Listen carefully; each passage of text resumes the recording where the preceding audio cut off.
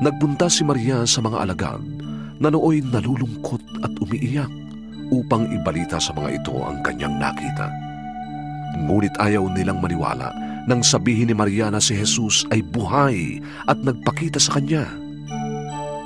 Pagkatapos, nagpakita rin si Jesus sa dalawang alagad na naglalakad papuntang bukid, subalit iba ang kanyang anyo noon.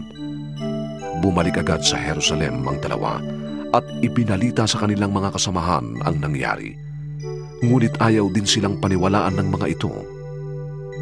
Pagkatapos, nagpakita si Jesus sa 11 alagad habang kumakain ang mga ito. Sila ay sinumbatan niya dahil sa hindi nila pananalig sa kanya at dahil sa katigasan ng kanilang ulo, sapagkat ayaw nilang maniwala sa mga nakakita sa kanya pagkatapos na siya'y muling mabuhay. At sinabi ni Jesus sa kanila, "Humayo kayo sa buong daigdig at ipangaral ninyo sa lahat ng tao ang magandang balita. Ang sinumang sumampalataya sa akin at mabautismuhan ay maliligtas. Ngunit ang ayaw sumampalataya ay parurusahan. Ang mga mananalig sa akin ay bibigyan ng kapangyarihang gumawa ng mga himala. Sa pangalan ko'y magpapalaya sila ng mga demonyo at magsasalita ng ibang wika. Hindi sila maaano kahit makahawak sila ng ahas o makainom ng lason. At gagaling ang mga may sakit na papatungan nila ng kamay."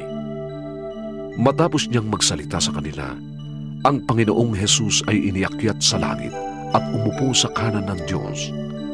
Humayo ang mga alagad at nangaral sa lahat ng dako. Tinulungan sila ng Panginoon sa gawain ito.